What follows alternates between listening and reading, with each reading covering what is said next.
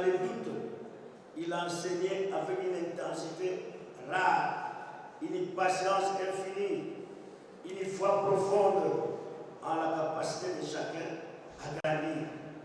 Il ne formait pas simplement des spécialistes, il éveillait des êtres pensants. Il ne transmettait pas seulement le savoir, il sèmait des grains de dignité intellectuelle. Professeur Mayaka, un collègue fraternel, dans les couloirs de l'université, dans les réunions, dans les silences partagés, il était un homme de paix, de dialogue, de respect. Il savait écouter sans juger. Il conseillait sans imposer. Il inspirait sans écraser. Il était un artisan de la pensée collective, un tisseur de liens, un gardien discret de notre communauté académique. Le professeur Mayaka, un homme du monde, un homme du verbe. Au-delà des murs, il était un citoyen de la pensée, un veilleur de la parole, un bâtisseur de ponts entre science et société. Il y croyait au pouvoir du langage pour préparer, pour unir, pour transformer, et il a sacrifié beaucoup, parfois trop, pour la science, pour que la science ne soit pas un privilège, mais une responsabilité. Et enfin, le professeur Mayaka, un départ, mais jamais absent, mais jamais une absence parmi nous. Aujourd'hui, nous plairons, nous les plairons, nous les commémorons, mais notre peine est traversée par une lumière, celle de son héritage que vous êtes, que nous sommes. Car le professeur émérite Phocas Mayaka Makanda ne nous quitte pas vraiment, ne nous a pas quittés vraiment. Il est parmi nous, il est dans ses œuvres, il est dans ses écrits. Et vous le pérennisez à chaque jour dans nos recherches. Il demeure dans nos mémoires, dans nos bibliothèques, dans nos vocations. Il est là, là parmi nous, dans nos écrits, dans chaque question que nous posons, dans chaque mot que nous choisissons, donc dans chaque silence que nous respectons. Chers professeurs, là où vous êtes, émérite professeur Phocas Mayaka Makanda, vous nous étiez un maître, un frère, un ami. Vous étiez une voix, une présence, une conscience, et vous y restez pour toujours, une source intarissable qui jaillit, qui continuera à jaillir sans tarir, même au milieu du désert. À jamais, professeur Mayaka, dans nos cœurs, dans nos écrits et dans nos mémoires. Je vous remercie.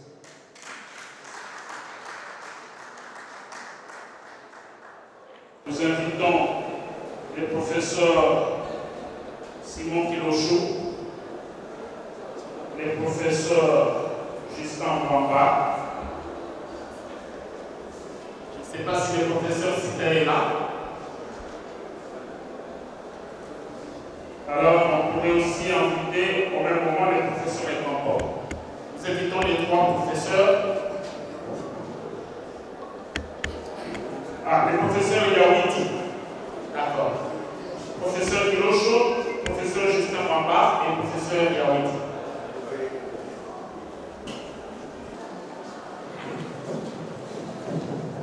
Vous avez la parole, professeur.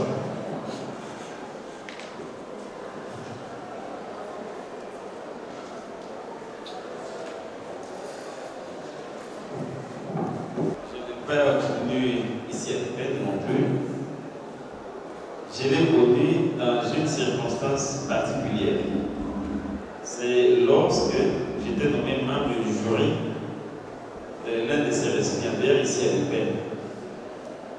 j'avais envoyé le mémoire, la thèse, pardon, et quand je l'ai lu, j'avais transmis mon rapport de lecture. Je l'avais lu et il avait demandé à cet étudiant-là d'aller me voir, de m'appeler parce qu'il voulait me voir. Parce qu'il avait trouvé que c'était très consistant. Et j'aime voir ce professeur que je suis venu, pratiquement lui, il était très content. Il dit, bon, j'étais connu à travers l'écriture, maintenant je peux associer l'homme qui a écrit et l'homme qui est tué. Et depuis ces jours-là, nous sommes devenus des amis. Nous sommes devenus des amis. Pourquoi? Parce qu'il m'avait demandé quel était mon domaine de prédilection. Et je lui avais dit que moi, je me spécialise beaucoup en linguistique textuelle. Alors, comme c'était une discipline nouvelle, il m'a dit, mais la linguistique textuelle, c'est quoi? Ça fonctionne comment? Je lui ai expliqué et il a vite associé les mécanismes de la linguistique textuelle avec les mécanismes de l'analyse du discours. Il a dit, ah oui, donc ça c'est AD, analyse du discours. Voilà, chaque fois qu'il avait un candidat, d'abord il m'appelait, il m'envoyait la thèse, je lisais. Quand je disais non, là ça bloque encore, et il me disait, on attend. C'est comme cela que nous avons collaboré avec le prof Mayaka jusqu'à la mort qui nous a arraché notre éminent professeur. La femme soleil ou la déconstruction sociétale dans un joyeux à l'orée du volcan, qui est un roman écrit par Jacques Fumuzanza Magina.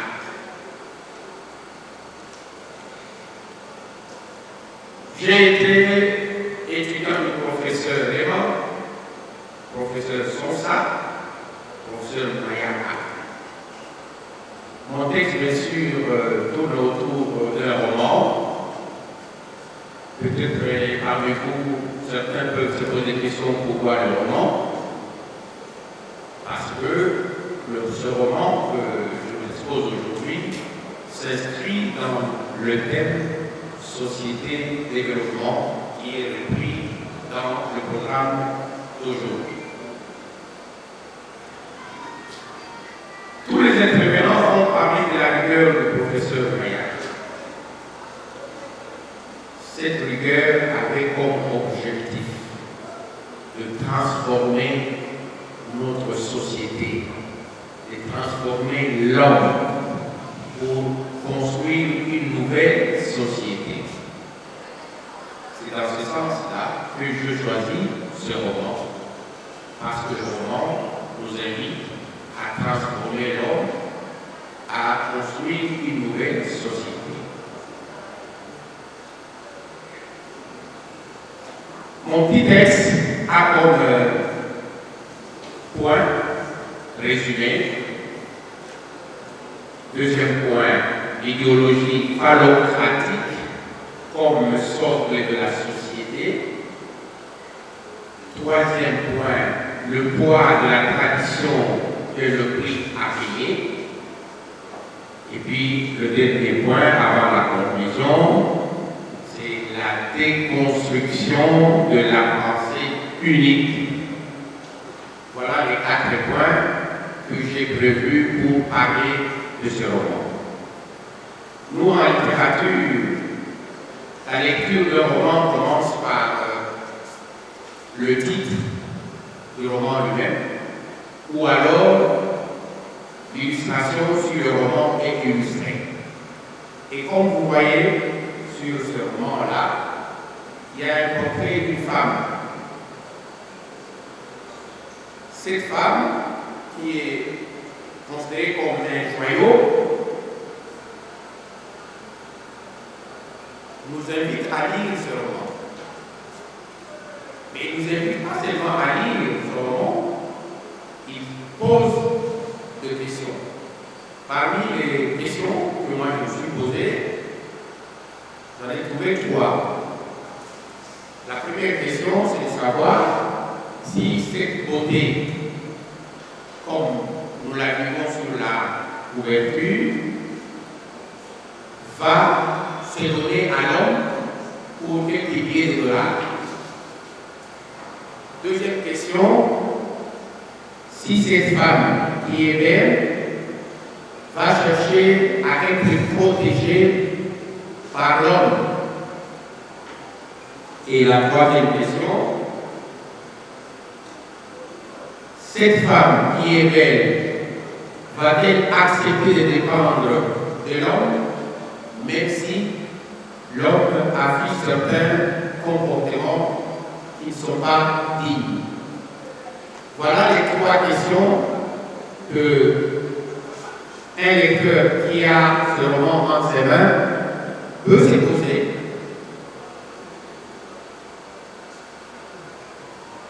Heureusement, pour moi et pour mon texte, le romancier nous présente une femme tout à fait opposée à ces 3 questions. Cette femme, elle choisit une autre voie. Cette voie, c'est la voie de la responsabilité. La femme se prend en charge et refuse d'être un objet de plaisir de l'homme.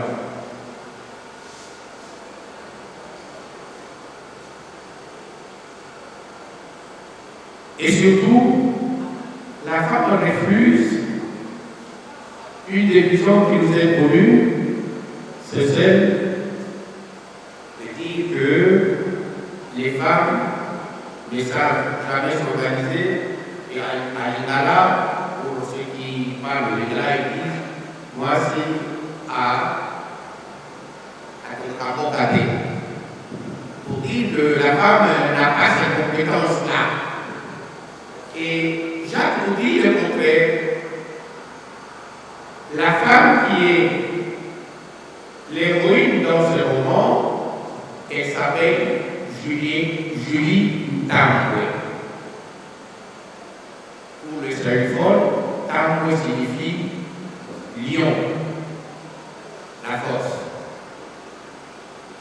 Et Julie, qui vient de la terre Yunus, nous donne comme signification élégance, la sagesse, l'intelligence, ce qui signifie que cette femme, dans le roman, c'est une femme qui n'est pas comme toute autre femme dépendante de l'homme. Et ce qui est encore intéressant dans ce roman, c'est que l'auteur nous montre que la femme Julie Tambwe, c'est une femme qui a étudié. Elle est licenciée en droit. Ce qui signifie que l'instruction ou les études sont un moyen qui permet à la femme de s'émanciper, de se libérer du joug de l'homme et de se prendre en charge. Mais pourquoi j'ai choisi ce sujet? C'est parce que, je passe maintenant au premier point, c'est parce que le roman nous dit ceci. Il s'agit d'un monsieur de membre qui est membre d'un parti politique à Kinshasa, qui s'appelle Zamoufou, qui voyage pour Goma dans le cadre d'une campagne électorale. Zamoufou prend place dans un avion. Et il a besoin d'une très femme qui veut aussi prendre place dans l'avion, puisqu'elle voyage pour Goma. Automatiquement, le monsieur se dit, c'est là que je dois la voir. Il se prépare à lui faire la cour. Et déjà, avant que la femme ne choisisse sa chaise dans l'avion, il interpelle. Mais la femme le regarde, ne lui accorde pas une importance quelconque. Elle va d'abord chercher la place et après elle revient vers l'homme pour lui dire: vous voulez me parler, je le sentis, je l'ai vu, qu'est-ce que vous voulez me voir? Et comme d'habitude, messieurs commencent un dialogue, plutôt un monologue, pour montrer que c'est un homme, c'est un grand politique qui peut bien la conquérir facilement. Et malheureusement pour lui, Julie résiste. Zamoufou, découragé, il se dit: il faut préparer une autre arme. C'est-à-dire, quand nous arrivons à comment, avant que la femme ne parte, je vais une fois de plus lui parler. Mais le roman va nous montrer autre indice. Par exemple, Julie, c'est une femme célibataire. Femme célibataire qui a un enfant, mais qui n'est pas, qui ne vit pas chez ses parents, qui vit seule et qui s'arrange à satisfaire ses besoins. Ses besoins des femmes et ses besoins, elle est primaire. Elle loue une maison, elle fait des consultations, elle a fait le droit, et elle vit. Alors,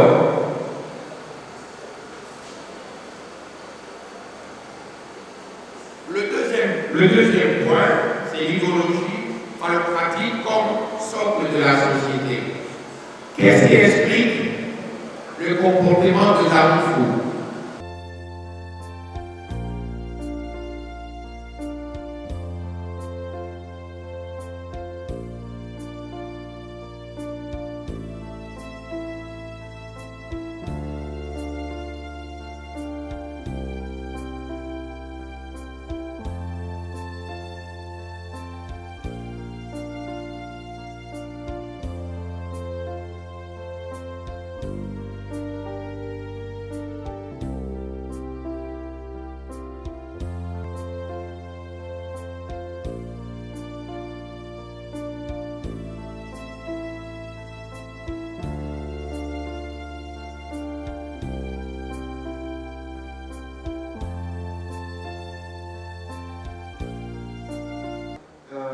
Parcours universitaire élogieux,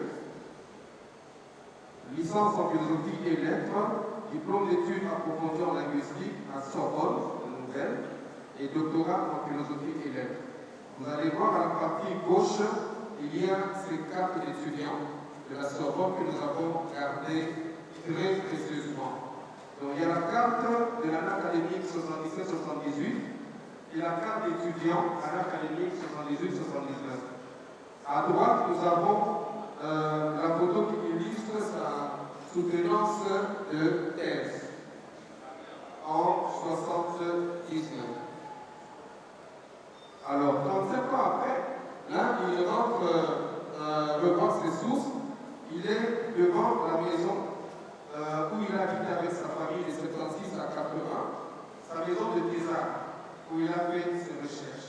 Il est allé la revisiter 35 ans après. Alors là, il est dans les rues du site université de Nouvelle à l'heure, où il s'est dirigé 35 ans après.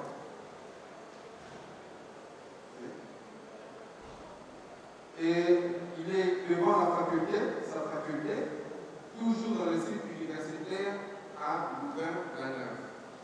Alors, 35 ans après, le professeur Mayaka est allé à la bibliothèque où il a retrouvé sa thèse de doctorat qu'il a embrassée avec beaucoup d'émotion. Thèse dont nous avons porté, donc en bas là, il a fait la photocopie, dont la copie nous l'avons emmenée.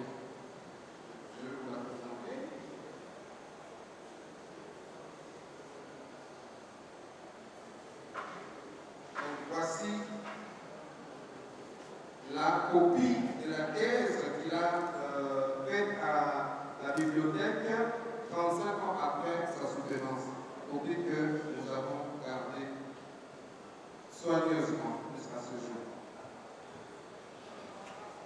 Alors, de retour au pays, il est rentré pour transmettre son savoir à l'université pédagogique nationale, autrefois IPN, dont il est resté fidèle durant 40 ans. Voilà, il a exercé son métier et son art avec beaucoup de passion. Et là, nous le voyons dans les salles de cours où il a ici à l'université pédagogique nationale, où il a exercé son métier. Alors, il faut ainsi que nous puissions insister qu'il a beaucoup investi dans la formation de la relève à son actif avec 17 docteurs à thèse.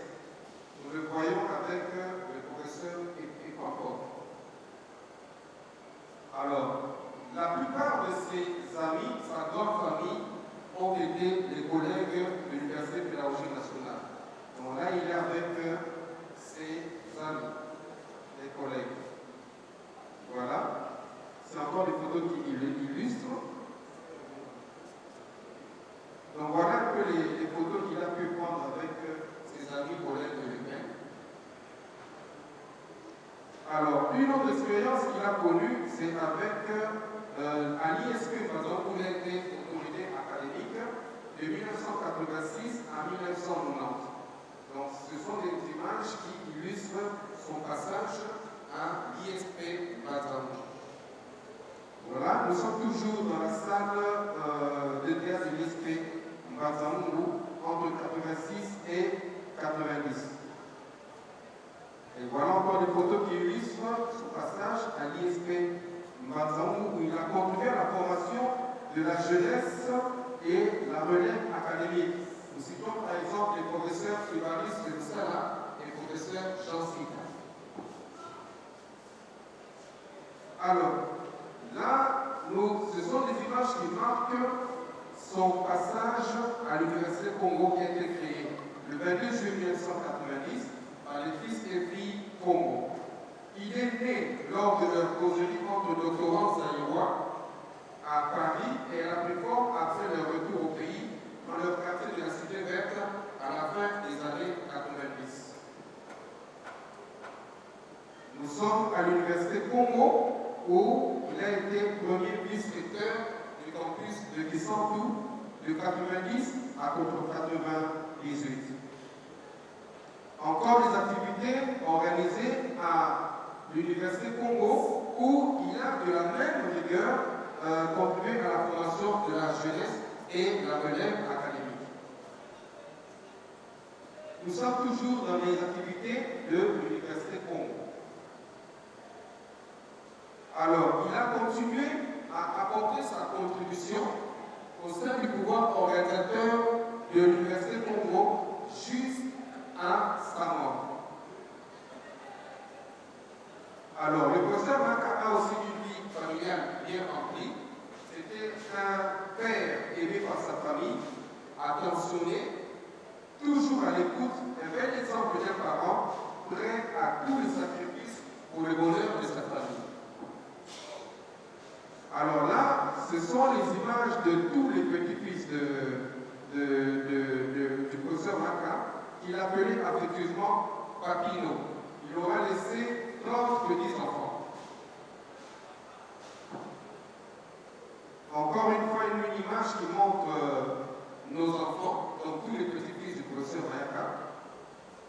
Et là, nous avons au-dessus une famille qui illustre le professeur Maka, entouré de ses enfants ainsi que de tous ses gendres.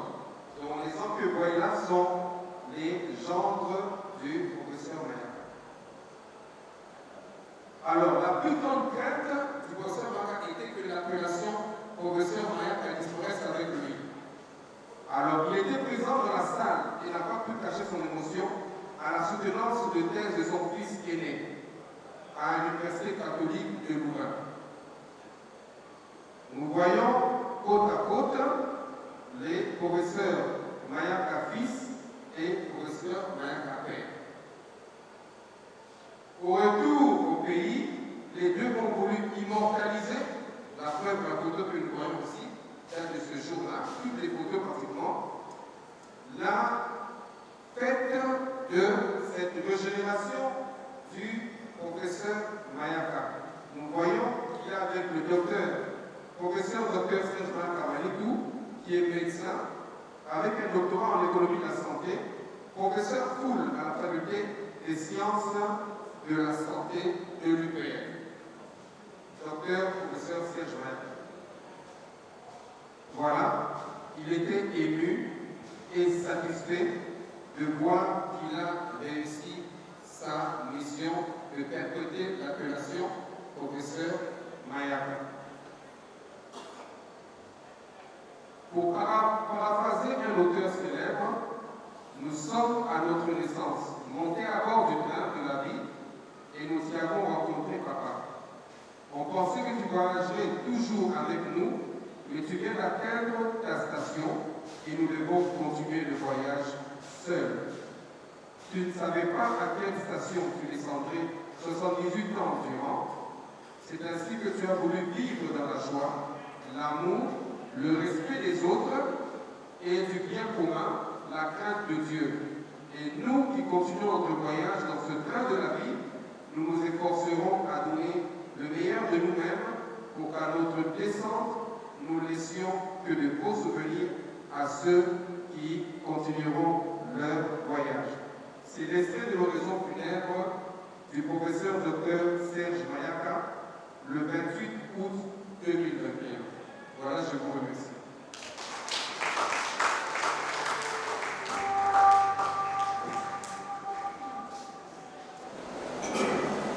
C'est depuis 2 jours que l'Université pédagogique nationale abrite les travaux des réflexions sur le thème principal langue, sociétés africaines et développement dans le cadre de journées scientifiques en hommage au feu professeur Phocas Mayaka Makanda en marge de la commémoration du 4e anniversaire de son décès le 20 août 2021.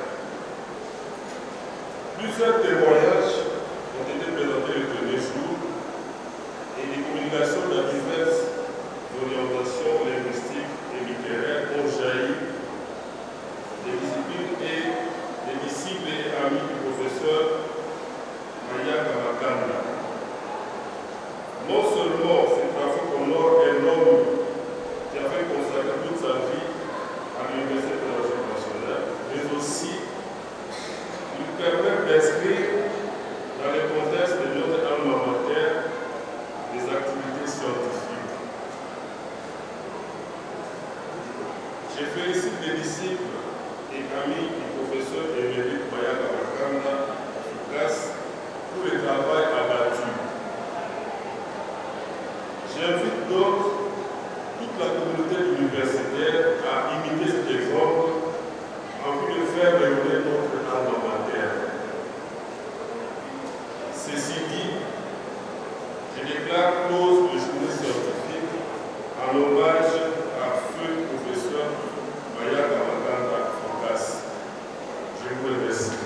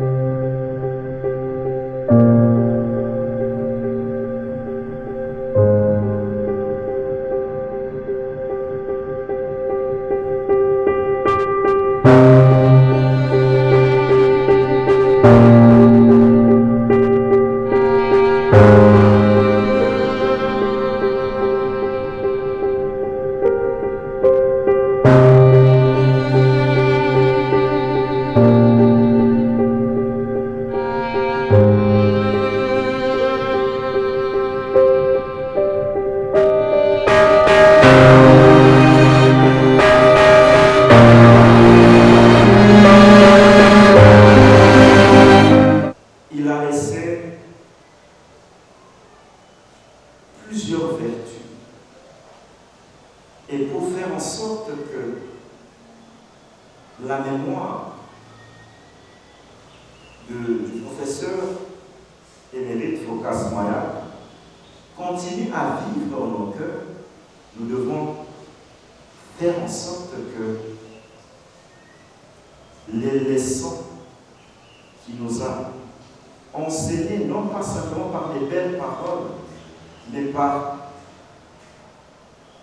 l'étalage de son savoir-faire et de son savoir-vivre. La rigueur scientifique, l'honnêteté,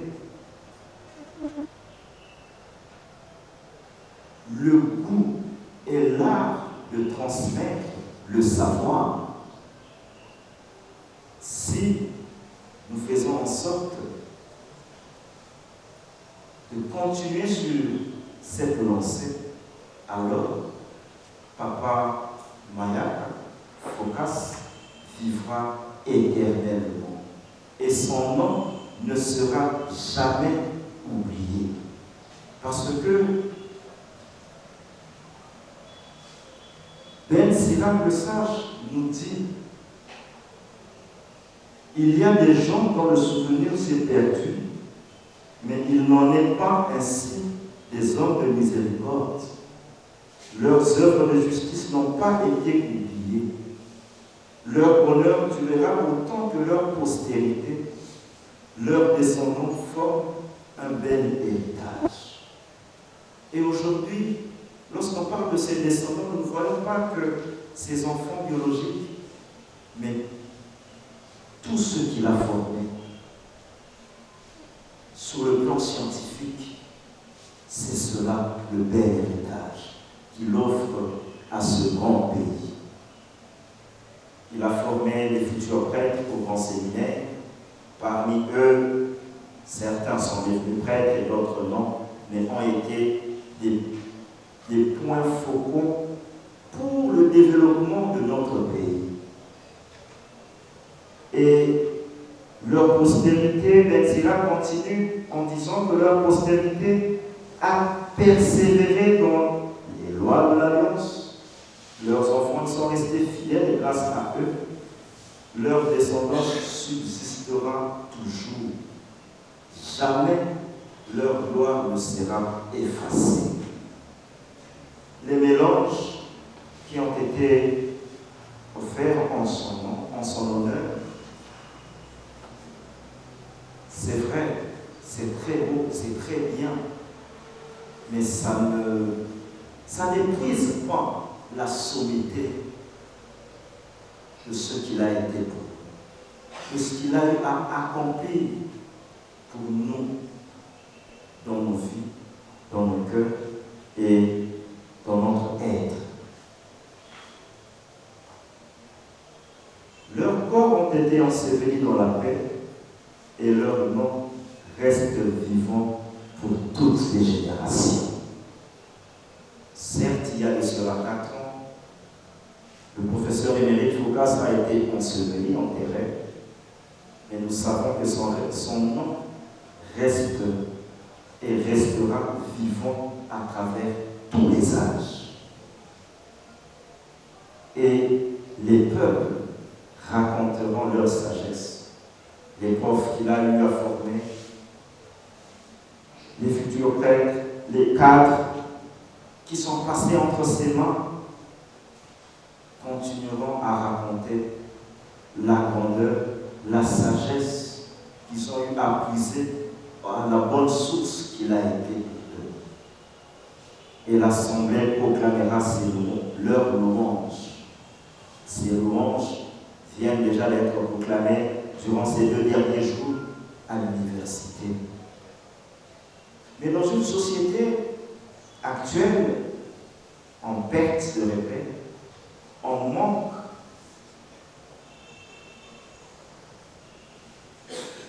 de repères, de poteaux indicateurs pour la science, avec la technologie qui, dans son avancée, rend à simplifier les choses, avec plusieurs applications qui peuvent vous faire des résumés de livres, qui peuvent vous mettre déjà certains ouvrages, ou même qui peuvent faire le travail à votre place pour les TFC des mémoires. On pourrait dire que malheureusement, avec l'avancée de la technologie, c'est comme si les générations à venir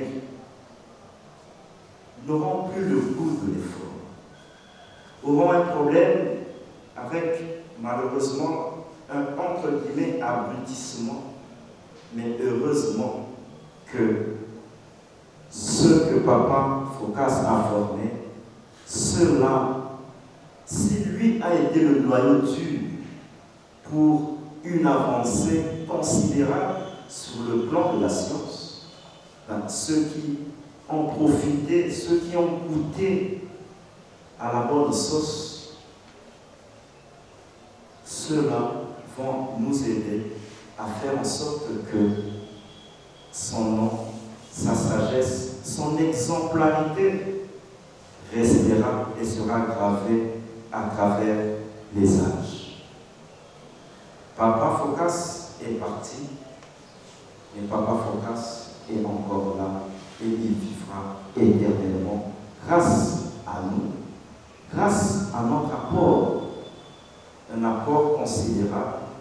Et au nom de notre foi, nous savons qu'un jour, nous nous retrouverons avec lui dans le royaume de paix et de gloire. Et lui, il n'a fait que nous précéder. Mais un jour, nous serons tous ensemble, où nous verrons le Seigneur face à face, tel qu'il est, et nous chanterons tous ensemble sa grande gloire. Que le Seigneur bénisse sa parole, qu'il nous bénisse nous qui l'avons écoutée, et que cette parole, à travers le vécu du professeur, porte beaucoup de fruits, et de fruits qui demeurent, au nom du Père, et du Fils, et du Saint-Esprit. Amen.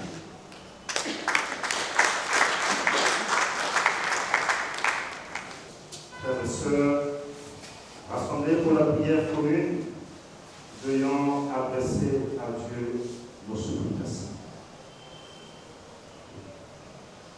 Pour notre Papa Phocas Mayaka, qui nous était si proche et qui nous a quittés il y a de cela 4 ans, afin que tous les biens qu'il a faits portent ses fruits et soient continués. Prions le Seigneur.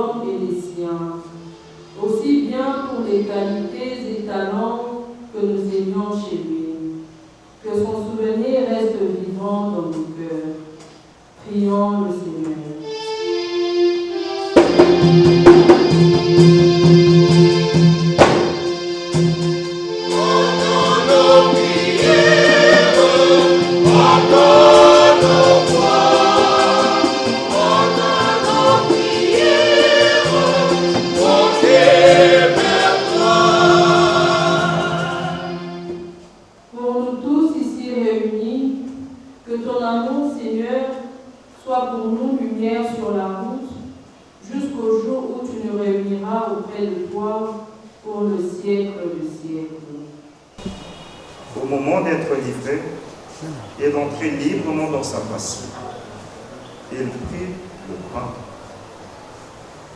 il rendit grâce, il le remplit et le donna à ses disciples en disant: Prenez et mangez-en tous, ceci est mon corps livré pour vous.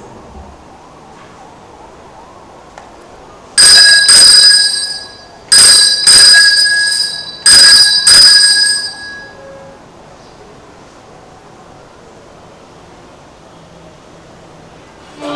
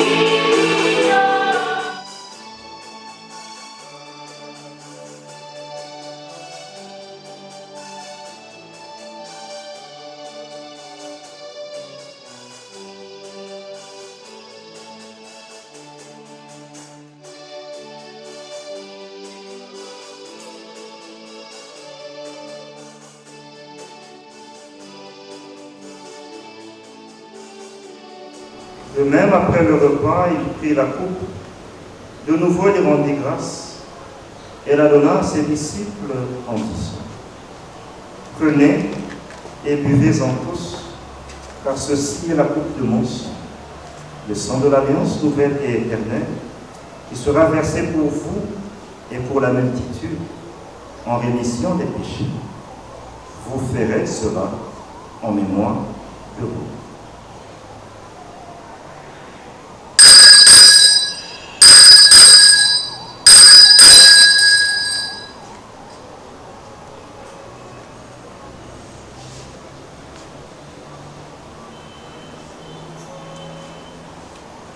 Il est grand le mystère de la foi.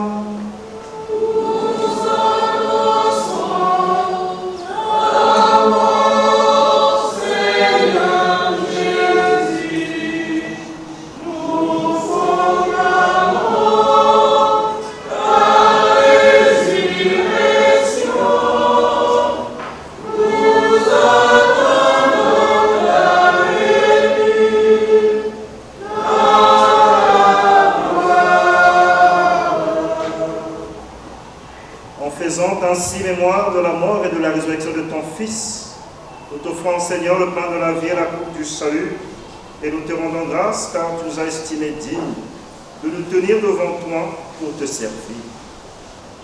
Humblement, nous te demandons qu'en ayant part au corps et au sang du Christ, nous soyons rassemblés par l'Esprit Saint en un seul corps. Souviens-toi, Seigneur, de ton Église répandue à travers le monde. Fais-la grandir dans ta charité, en union avec notre pape Léon, notre évêque Fridolin et tous ses auxiliaires, et tous les évêques, les prêtres et les diacres. Souviens-toi de ton serviteur, Phocas Mayaka, qui a quitté ce monde il y a de cela 4 ans, et que tu as appelé auprès de toi. Puisqu'il a été uni à la mort de ton Fils, accorde-lui de participer à sa résurrection. Et souviens-toi aussi de nos frères et sœurs qui se sont endormis dans l'espérance de la résurrection. Et souviens-toi dans ta miséricorde de tous les défunts, accueille-les dans la lumière de ton visage. Sur nous tous enfin, sur la famille ton biologique, le scientifique, du professeur émérite Phocas Mayaka, sur tous ceux et toutes celles qui se recommandent à nos humbles prières, nous implorons ta bonté. Permets qu'avec la Vierge Marie, la bienheureuse Mère de Dieu, Notre-Dame de grâce, avec Saint Joseph, son époux, les apôtres et tous les saints, les bienheureux martyrs du Congo, Anouari Tebakancha, Floribert Bonachou, Albert Joubert et ses compagnons, qui ont fait ta joie au long des âges. Nous ayons part à la vie éternelle et que nous chantions ta louange et ta gloire par ton Fils, Jésus le Christ.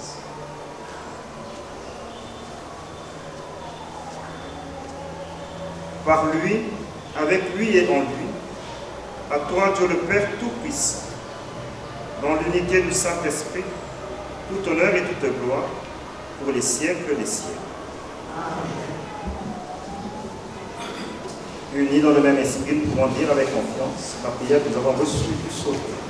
Notre Père, qui es aux cieux, que ton nom soit sanctifié, que ton règne vienne, que ta volonté soit faite sur la terre comme au ciel. Donne-nous aujourd'hui notre pain de ce jour. Pardonne-nous nos offenses, comme nous pardonnons aussi à ceux qui nous ont offensés. Et ne nous laisse pas entrer en tentation, mais délivre-nous du mal. De tout mal, Seigneur, délivre-nous et donne la paix à notre temps. Soutenus par ta miséricorde, nous serons libérés de tout péché, à l'abri de toute épreuve. Nous qui attendons que se réalise cette bienheureuse espérance, l'avènement de Jésus-Christ, notre Sauveur.